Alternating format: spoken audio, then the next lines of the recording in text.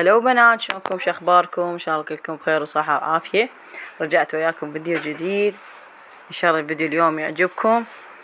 روتين كلش حلو ومستمرين بتنظيفات قبل رمضان. وهنا جاي انظف الثلاجة. وشوفوا هاي الحافظات، طبعا هاي الحافظات كلش مفيدة وسعرها 1000 دينار. جبت 6 على مود انظم الثلاجة، ونفس الوقت بنات ما تاخذ مكان، راح تكون كلش مرتبة ونظيفة ومنظمة بنفس الوقت. هنا بنات راح انظف الثلاجة بالكلور او القاصر على مود تطلع عندي كلش باللون الابيض، كلش نظيفة. وسولفونا حبايب قلبي، بلشتوا بتنظيفات رمضان او بعدكم؟ شي اكيد الاكثرية مبلشين بتنظيفات رمضان، واكو بيهم لا، هاي التنظيفات ماتهم هم يقول احنا ننظف يومي او نفرز يومي، ما عندهم هذه الروتينات بنات التحفيزية او التنظيفات قبل رمضان.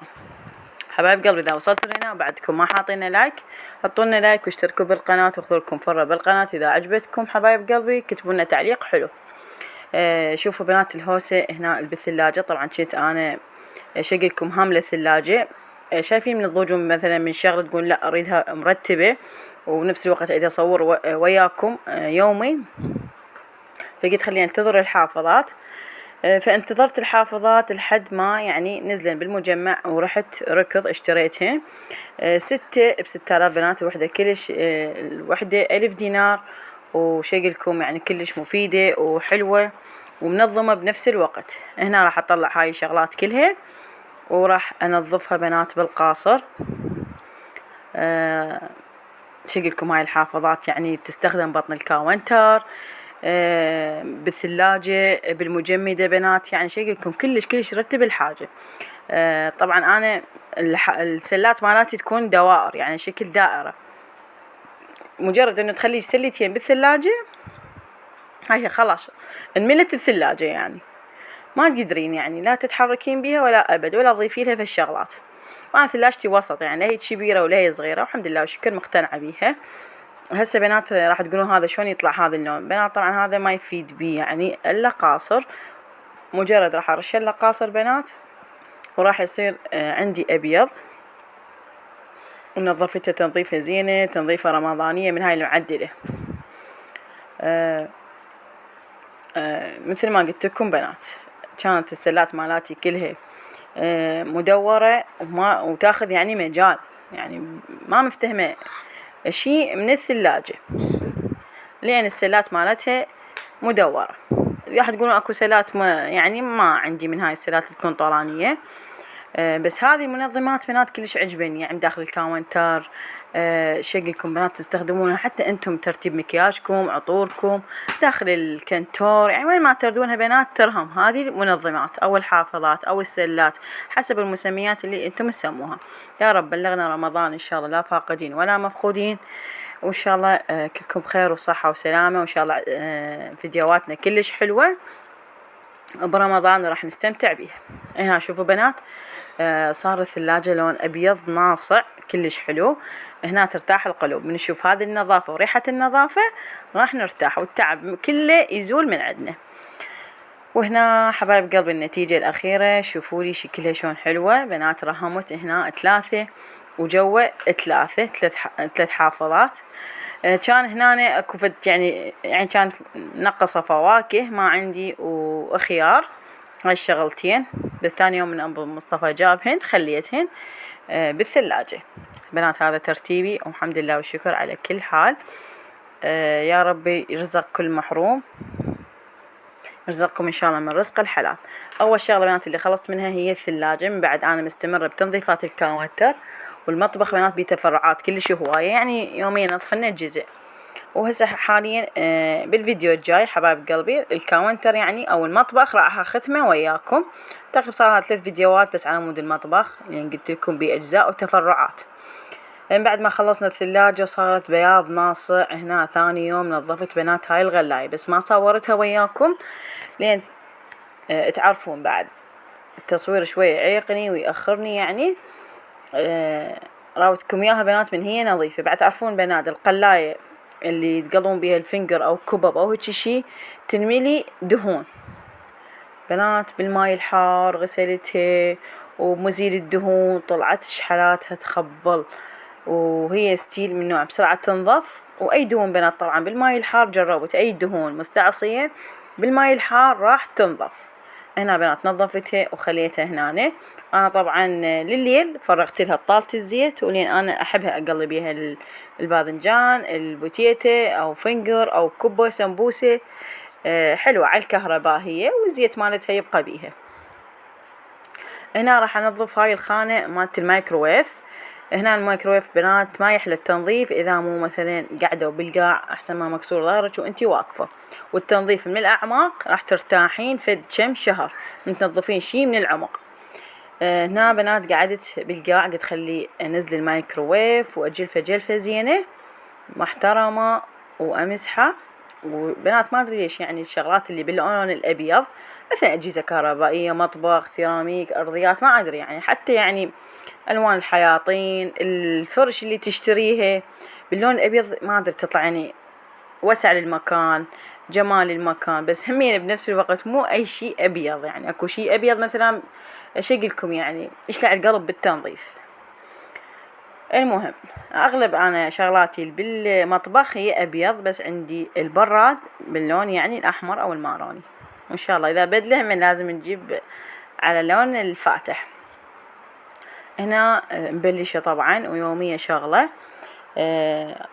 يمكن راح ابقي الاخير المجمدة، انا هم مرة نظفتها وياكم وصورتها، بس هالمرة يعني ما اصورها، ارتبها ترتيب يعني اريد اختم وياكم الروتينات. خاف تملون من عندها لحد الان كل فيديو ما جاي انزلكم بيه طبخات، بس هذا الفيديو اذا تتابعونه للاخير بيه الاحتفالية اللي سويتها، نشريتها انا همين على الانستغرام مال ولادة الامام المهدي 15 من شعبان.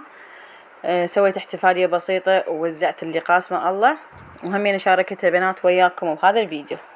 ان شاء الله بنات هذا الفيديو تستمتعون بيه وشاهدوا للأخير بشغلات كلش حلوة وتستفادون منها. وارجع واقول هذا الروتين بنات تحفيزي، انا ما جاي اعلمكم انه انتو شلون تنظفون ثلاجة او مايكروويف او مجمدة او هيك امور، لا هذا انتو ما شاء الله انتم اللي تابعوني كلكم معدلات وامهات بيوت ونظيفات بنفس الوقت. وهواي دخل لي بنات يقولون مثلا روتينك حلو او فيديوهاتك حلوة او يعني والله بنات كلش افرح من يجيني هيجي تعليق حلو نفس عيونكم الحلوة. هنا بنات شوفوا خلصت، صار همين البياض مالته كلش حلو بنات. يعني مشكلتنا بالحياة احنا نحب القاصر كلش هواية، وهو المنقذ الوحيد يعني احسن بي القاصر هواية ينقذنا طبعا بالتنظيفات. هنا من بعد هاي الشغلتين وهذا الروتين الحلو، هنا هاي الاحتفالية بنات العصر حبيت احتفل بيها انا وعائلتي. هنا بنات راح نسوي الصوص او الصلصة مالت الكاكاو اللي نخليها على الكيك وتفيد همين بباقي المعجنات. هنا بنات اهم شي القياس عندش مضبوط، يعني تردين استكانة او تردين كوب بعد بكيفش، كوب زيت، كوب شكر، كوب حليب، هذين 3 شغلات بنات نفس القياس مثل ما موضح بالفيديو. هنا راح اضيف نكهة الكاكاو حتى تعزز لي النكهة، وراح نضيف 3 خواشيق بنات من الكاكاو الخام او كاكاو البودرة المر. هنا بنات ضفتها، يعني تقول شنو ما تضيفين ماي، لا اذا اضيف الماي العفو بس شنو بالتدريج. هسه هنا راح اخلط، راح يصير عندي القوام بنات كلش ثقيل، لان انا سويت كيكة راح اشاركها همينة وياكم مقتطفات، يعني مو شلون سويتها الان، نزله بالقناة هواي طريقة مال الكيكة. طريقة اليوم الكيكة بنات بالكاكاو، وهاي الصلصة مالتها حبيت همينة اراويكم الصلصة مالت الكاكاو بنات كلها سهلة وطيبة ومثل النوتيلا. شوفوا هنا بنات جاي تنخلط. بنات انا ضفت بالبداية ربع كوب، شفتها بعدها ثقيلة، الماي بنات لازم يكون بارد، ربع كوب. رجعت ضفت بعد ربع كوب مرة ثانية، صار عندنا نص كوب من الماي البارد. ضفته عليه لين سويت القوام مالته لا هو ثقيل ولا هو خفيف وسط. بس اذا تردون الثقيل تردون تستخدمونه مثلا بحشوات او هيك شي سووه ثقيل. لا تضيفوا له ماي، مجرد هاي السوائل اللي ضفناها احنا، واذا يحتاج ماي او خاشوقة خاشوقتين هيش تقريبا حتى يصير القوام عندك ثقيل. شوفوا بنات هنا لا نشا ولا طحين ولا على النار ولا ابد. شوفوا بنات صلصة حلوة وسهلة وسريعة بالخلاط والطعم يخبل. بنات إذا تشوفون هاي الفقاعات مالت الخلط بس يهدأ الصوص راح تروح هاي الفقاعات كلها. راح اطببها للثلاجة همينة تتماسك. وهاي الكيكة بنات طبعا هي كيكة باللون الجوز بس ما ادري بالتصوير يعني الإضاءة كلش عالية بالتصوير. هنا قطعتها وهي حارة على مود نضيف لها الصوص ونقدمها. شوفوا بنات انا هنا جاي اقطعها اذا تشوفون يعني بعدها حارة وراح اضيف لها الصوص. بنات صارت الكيكة تخبل كلش حلوة وهشة. وقلت لكم انا منزلة هواي مقادير كيك. وهنا أنا جاي اسوي الشامية همينة ومناء الكيكة. وسويت همينة هذا الشبس اللي نقليه يعني بالبيت.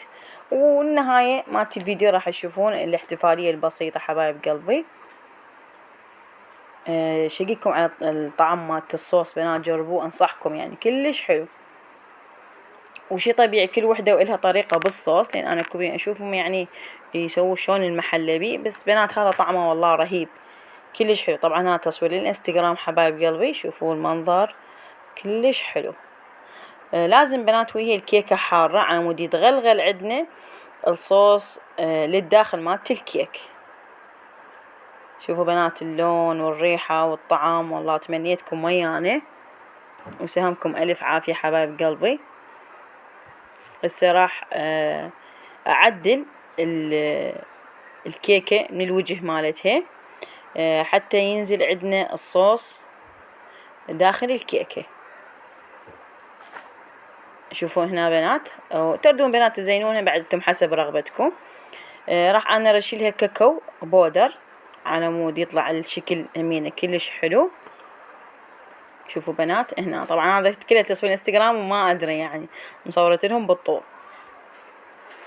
شوفوا هنا بنات الكاكاو والبودر اللي ترشينه على الكيكه راح يطلع شكل كلش حلو.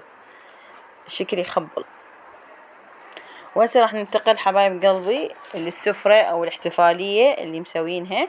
هاي هنا بنات وهاي الطبلات يعني منورات وهواي بنات طبعا سألوني على الطبلات. والله بنات روحوا على المنتدى وانا خليت لكم البيج اللي اشتريت منه الطبلات.